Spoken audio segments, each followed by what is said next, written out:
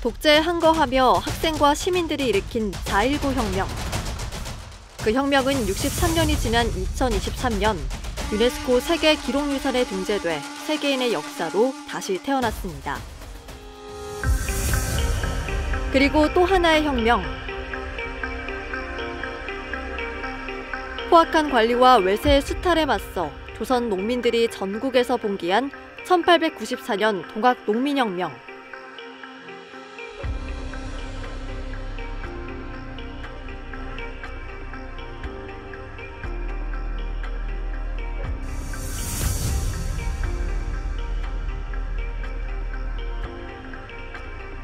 (1894년) 그날들을 다양한 관점에서 생생히 묘사하는 총 185건의 기록물이 지난 2023년 유네스코 세계 기록유산으로 등재됐습니다. 세계 기록유산은 메모리 오브 월드라고 인류 역사에서 정치적, 경제적, 사회적 또는 정신적 발전에 기여한 기록물, 그 증거로서의 기록물이거든요. 특히 동학 농민혁명 기록물은 백성이 주체가 돼 새로운 정치기구를 조직하고 실행하며 민주주의의 새로운 역사를 썼다는 점에서 세계사적 중요성을 인정받았는데요. 피지배 계층이 지배 권력에 처음으로 참여한 게 집강소입니다. 우리 역사에서는. 그리고 패전개혁에서 나타난 여러 가지 정치, 경제, 사회적인 개혁 조항들이 근대 사회를 열어가는 시도가 있었다는 점에서 세계유산으로 등재된 거죠.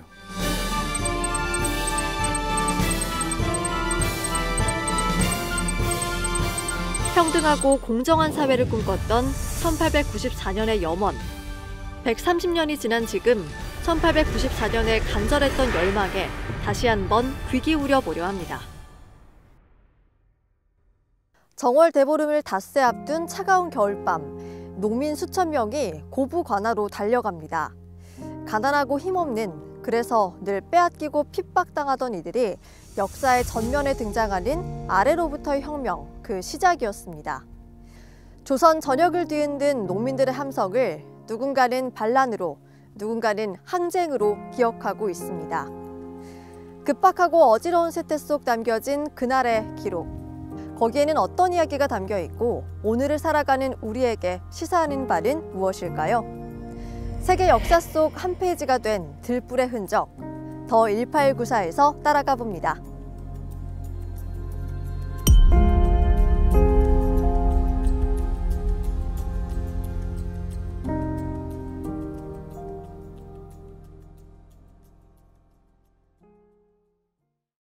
요 마을이 지금 청양의 천동이라고 하는 곳인데, 여기 지금 유학 김휘홍이라고 되어 있고 불입이라고 되어 있는데, 김휘홍이 이 불입이라고 한 것은 동학 농민혁명에 참여하지 않았다, 그런 의미로 쓰여진 것이고, 그 다음에 솔자 병규, 이 김휘홍의 아들이라는 의미입니다. 그 병규의 경우에는 귀화라고 되어 있는데, 이 경우에는 동학농민군으로 참여했다가 다시 귀화를 했다, 다시 되돌아왔다, 그런 의미고,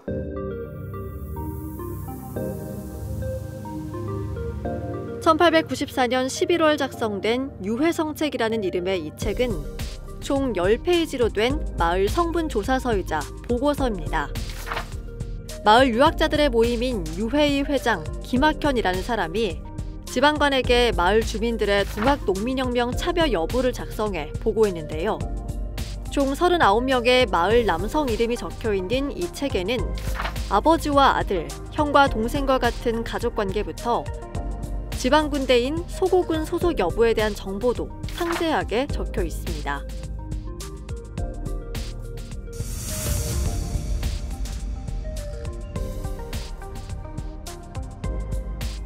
여기서 핵심은 바로 동학 농민혁명 참여 여부인데, 불입, 말 그대로 들어가지 않다는 이 글자의 뜻은 동학 농민혁명에 참여하지 않았다는 뜻이고, 귀화는 혁명에 참여했으나 현재는 완전히 손을 뗐다는 뜻입니다. 당시 주민 통제 실상이 어느 정도였는지를 짐작할 수 있는 중요한 대목입니다. 그 동네의 유해에서 집집마다 이 성향 조사를 한 겁니다. 어느 집에 누가 동학농민혁명에 참여했는지, 지금 귀화했는지, 또는 어느 집이 참여하지 않았는지 이런 내용을 조사한 거예요. 아마 전국 대부분의 마을에서 이런 작업들을 했을 걸로 보고 있습니다. 왜냐하면 경상도 쪽에서도 유사한 기록이 발견된 게 있기 때문에. 그러니까 이건 상당히 그 타이트한 주민 통제다 이렇게 볼 수가 있는 거죠. 오가 작통이라고 해서 5가지 가구를 묶어서 또 농민군과 내통했는지 안 했는지 이런 것들을 마을 단위로 있었기 때문에 동학 농민군들이 상당히 어려움을 많이 당했고 마을에 살 수가 없으니까 마을을 떠나가기도 하고 그런 경우가 상당히 많았다 이렇게 볼 수 있습니다.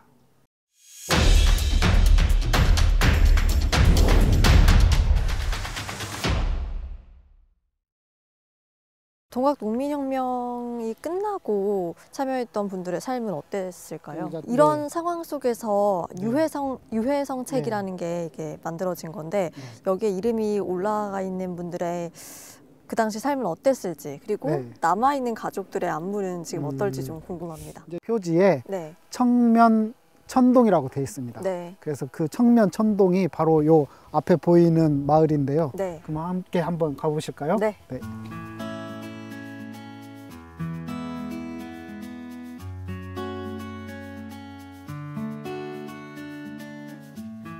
유해성책에 등장하는 지명 청면 천동.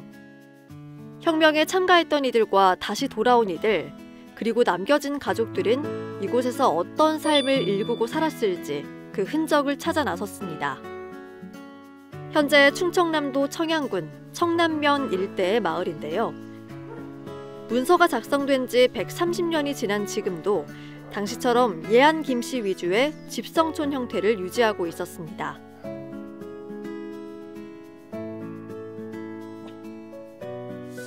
예안 김씨 집안 대대로 내려오는 족보 수십 권을 찾아본 끝에 유해성책에 기록된 이들의 흔적을 찾을 수 있었는데요. 여기가 이제 휘찬 돼 있고 휘찬의 내용이 유해성책에 똑같이 나와서 동일인인 것이 확인이 됩니다. 평생 들어본 적 없는 직계 조상들의 기록. 후손들의 표정에는 숨길 수 없는 놀라움이 있었습니다. 유해성책이 지금까지는 그러면 존재를 하고 있다는 사실을 모르셨던 거죠? 전혀 모르셨네요. 몰랐죠. 이번에 처음 알게 됐죠. 네, 저희가 보관되어 있는 게 없으니까. 예. 선조들로부터 또는 선대로부터 동학과 관련한 이야기는 못 들어보셨어요? 동학혁명에도 가담을 했었다. 3.1운동에도 가담을 했다. 이런 구전만 들었지 뭐 증거가 있고 이런 게 아니라 섣부로 얘기할 수가 없잖아요. 그건. 네. 지금은 청양군 청남면 천내리라고 되어 있는데 여기 집성촌입니다. 천동이라는 부락에 한 150표가 살았어요. 그럼 마을이 엄청 컸네요. 아, 크지요. 근데 이제 여기에 있는 분들이 과연 이때 살았는지 이걸 좀 확인하기 위해서 보니까 여기 이렇게 나와요. 처음에 나온 사람을 제가 확인해 보니까 여기 유학 김휘홍이라고 있고 그 다음에 솔자 병규라고 돼 있는데 그러니까 휘홍이라고 이름이 있고 그 다음에 그 아들의 병규도 귀자. 이름이 똑같고 같은 사람이라고 볼 수 있을 것 같아요. 그렇죠. 유해성책에 나란히 기록돼 있는 아버지와 아들의 이름을 족보에서 찾을 수 있었습니다. 자세히 살펴보면 아버지는 동학농민혁명에 참여하지 않았지만 아들은 참여자였다는 사실을 알 수 있습니다. 그 휘홍의 그 생년월일이 1826년이네요. 그리고 그분의 아들이 지금 병규 1854년에 태어나셔가지고 이렇게 53세에 돌아가셨는데 가보년 동학농민혁명이 일어났을 때 대략 한 40세네요. 그러니까 요 뒤에 다른 족보도 이름이 보면 종화가 나와요. 종화가 나오는데 이분이 69년생. 예. 여기 졸자 종화. 그 홍규라고 하는 아버지가 동학에 참여했고 아들 종화는 동학에 불입해서 참여하지 않았네요.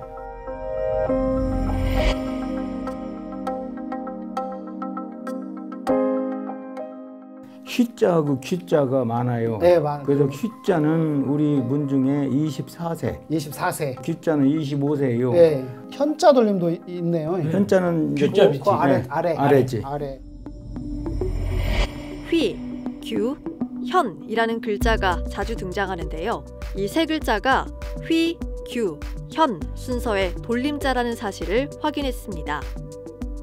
이를 통해 이 마을이 당시에도 집성촌이었으며 유해성책은 같은 집안 사람들 위주의 명단이라는 사실도 알 수 있었습니다.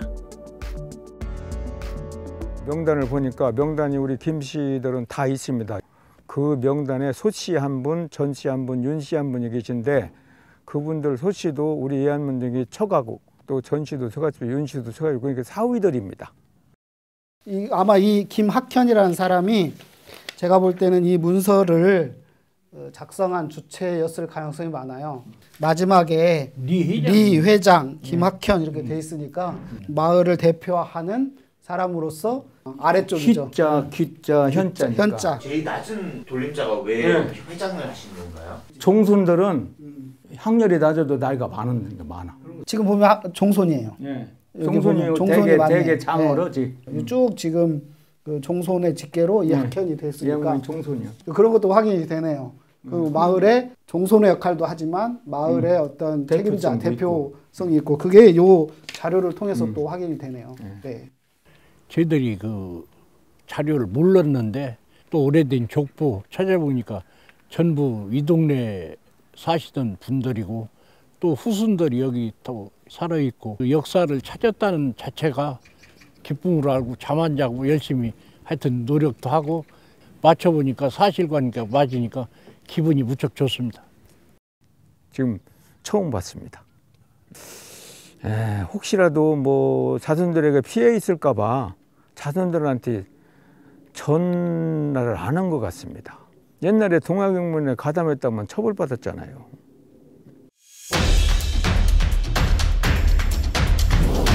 이 시점은 무금치 전투에서 농민군이 패한 뒤에 조선 정부가 지방을 통제하기 위해서 여러 가지 조치를 하게 돼요. 그런 분위기 속에서 이게 만들어진 것 같아요. 문서를 만든 의도는 자신들을 좀 보호하기 위한 차원도 있는 것 같아요. 미리 이걸 만들어가지고 이렇게 우리는 이제 귀화도 했고 더 이상 문제가 없다. 상당히 그 지혜롭게 이 상황을 대처한 그런 측면도 있다. 그 밖에 진짜 더 적극적으로 동학에 참여해가지고 이런 사람들에 관한 이야기는 없을까요? 현재는 저희가 구전으로 들은 바는 없어요. 없어요. 아. 더 수소문을 해봐야 되겠죠. 저희들도. 그렇죠. 저희들도 네. 관심을 안 가졌으니까. 네. 이 문서 자체도 지금 처음 봤으니까. 네. 네. 독립자금 내줬다 소리는 들었지. 계속 김종화 씨 쪽에 네. 그 후손들도 살고 그러니까 네. 종아 그분께서 남을 도와주는 일을 많이 하셨어요. 맞아요. 네. 그리고 어르신들 말씀이 동학혁명군이나 3.1운동 오시는 분들한테 자금 내주고 네. 네. 을사년인 1869년생인 김종화. 일제감정기 독립자금 지원으로 고초를 겪기도 했던 그의 묘와 집터는 양지 바른 언덕에 터를 잡고 마을 전체를 내려다보고 있었습니다. 그 흔적을 따라 올라가 보니 김종화는 유학을 공부하며 과거 시험을 준비했던 양반이라는 사실을 알 수 있었습니다. 성균, 생원, 김공, 종화.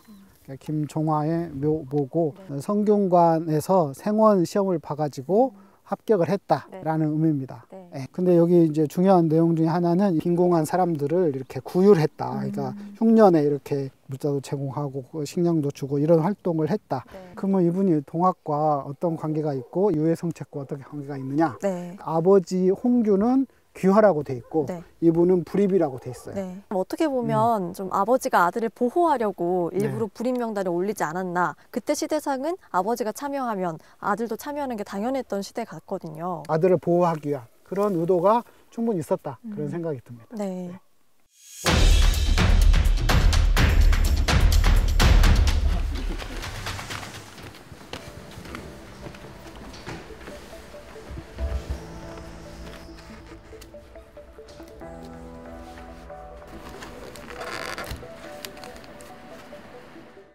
현재 많이 남아있지는 않아요. 우리나라에. 근데 그리고 이게 만들었어도 일제강점기에 많이 공출됐거든요. 그래서 이렇게 쇠를 모아서 녹여서 이걸 만드는 거기 때문에 지금으로 치면은 뭐 몇백만 원대 단위가 아닐 것 같아요. 이 비는 훌궁비라고 해서 일종의 구휼해준 사람에게 세워준 비석입니다. 그래서 조선시대 때 지방에 뭐 부자나 양반가에서 빈민이나 이제 가난한 사람들이 쌀이 없어서 굶었을 때 그 사람들을 지원해주기 위해서 쌀을 풀어서 감사한 마음으로 세운 비이고요. 일종의 이제 그 나눠준 거는 이제 노블리스 오블리주라는 개념으로서 이제 철비는 돌로 만든 석비에 비해 상대적으로 그 수가 적기 때문에 가치가 남다른데요. 일평생 이웃의 어려움과 나라의 위기에 앞장섰음을 보여주는 증표이기도 합니다. 이 철비에 기록된 날짜를 살펴보면 당시 왜 철비를 남길 정도의 구휼이 필요했는지 알 수 있습니다.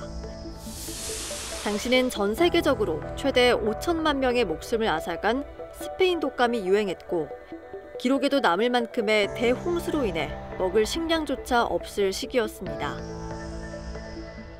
그 집안에서 대대로 이제 공덕을 베풀어서 주민들에게 신망이 있어야만 가능한 것인데, 이러한 비석이 만약에 그 집안에서 신망을 잃게 되면은 주민들이 바로 부수거나 작변 현상이 일어났을 가능성이 높습니다. 근데 물론 이렇게 손상된 것은 물리적인 충격에 의해서 손상됐을 가능성도 있고, 뭐 공출 일제 태평양 전쟁기에 비석을 좀 집안에서 숨기고자 해서 이렇게 작은 단위로 쪼개서 숨기고 있다가 후손가에서 보존했을 가능성도 있고, 여러 가지 가능성이 있지만 현재로서는 뭐 분명하게 말씀드리긴 좀 어려울 것 같습니다. 그 정확한 이유가 알고 싶어 대전광역시로 달려갔습니다. 이곳에서 조부와 증조부의 이야기를 직접 전하기 위해 서울에서부터 달려온 김종화 씨의 손자를 만날 수 있었습니다. 할아버지 긍휼비가 3등분이 된 것은 옛날에는 그 정월대보름에 둘의 싸움을 많이 했어요. 지불싸움이라고. 근데 그 긍휼비가 우리 내동의 초입에 있었어요. 근데 애동 사람들이 와서 보고 이건 뭐야 하고 그 둘의 싸움에 피해를 입은 거예요. 좀 무슨 얘기죠. 그런데 그 당시에는 그 철에 관한 것은 숟가락 식기도 전부 공출이라고 해서 가져갈 때거든. 철비도 가져갈까 봐서 나무 안 보이는데 깊숙이 넣어뒀대요. 그래서 집 없을 때 제가 현장에 동생하고 가서 하루 종일 있었어요. 그때 그게 다시 나왔어.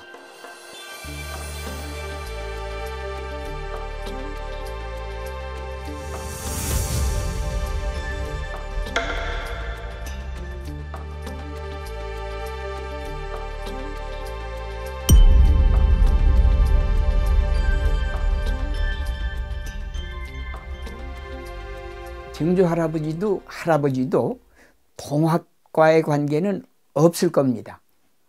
증조 할아버지는 출사를 하셔서 종이품 당상관이었죠. 글쎄 이제 그 증조 할아버지 입장이 좀 묘하셨겠죠. 과도한 세금을 매기고 수세를 물리고 했으니까 속이 상하셨겠죠. 그렇지만 그건 자기가 어쩔 수 없는 거니까는 저는 그 귀하라는 뜻을 잘 모르겠어요. 왜 귀하로 썼느냐. 그 당시에 그 동학이 끝나고 나서 성향을 조사를 했다는 건 이해가 갑니다. 귀하라는 것은 무슨 뜻으로 귀하를 써놨는지는 모르는데 직접적인 도움을 되질 않았을 겁니다. 동학과 관련된 이야기는 손자인 김용근 씨도 전해 들은 게 없는데요. 다만 짐작되는 것들이 있습니다. 기록을 살펴보면 1894년 당시 증조부 김홍균은 현직 관료로 재직하고 있었는데요. 1886년 감역과 1902년 기사통정 사이 어디쯤에 벼슬을 하고 있었음을 짐작할 수 있습니다. 현직 관료 중 동학 농민혁명에 참여한 사례는 찾을 수 있지만 중앙 고위 관직자로서 혁명에 참여한 경우는 매우 드물다고 할 수 있습니다. 그렇다면 이런 의문이 생깁니다. 유해성책에 등장하는 김홍균은 정말 동학 농민혁명에 참여했던 귀화자가 맞을까요? 아니면 귀화라는 단어 속에 숨겨진 다른 뜻이 있지는 않을까요? 유네스코 세계 기록유산에 등재된 것을 시작으로 그 기록물이 살아 숨쉴 수 있게 더 많은 연구와 조사가 필요한 시점입니다. 박사님께서는 동학 농민혁명 관련해서 연구를 또 오래 하셨던 걸로 알고 있는데 이 유해상책을 바라보는 박사님의 시각도 좀 궁금합니다. 네, 처음에 이 유해상책을 바라볼 때 성분을 분석해 놓은 것이어서 좀 무시무시한 좀 무서운 책이다, 무서운 자료다 이렇게 생각했는데 이제 오늘 와서 그 자료를 면밀하게 좀 다시 생각해 보니까 마을 전체를 보호하기 위한 그런 장치가 아니었을까. 유해상책이 작년, 그러니까 2023년에 세계 기록유산으로 등재가 됐잖아요. 보통 등재가 되면 끝났다고 생각하는데 좀 앞으로 더 해결해야 나갈 과제 같은 게 있을까요? 그렇습니다. 그동안에 세계 기록유산을 등재하는 과정에서 상당히 어려움이 많았고 길게 잡으면 10년 이상 걸려서 됐는데 그때 그 기록을 봤을 때는 그냥 자료로서의 의미가 있었지 그 안에 내용에 관해서 구체적으로 확인해보거나 또 어떤 의미가 있는지 하는 부분들을 크게 생각하지 않았는데 오늘 이제 와서 유해상책에 있는 그 인물들이 또 어떤 사람들이고 그 후손들이 어떤 사람들이었는지를 우리가 알아가면서 상당히 여러 가지 느낌이 들었어요. 그리고 그런 작업들을 이렇게 유해상책뿐만 아니라 등재된 기록물 전체에 대한 분석도 필요하고 한국의 역사에 국한되지 않고 세계 역사 발전에 이바지하고 우리의 과제가 아닌가 그런 생각이 듭니다.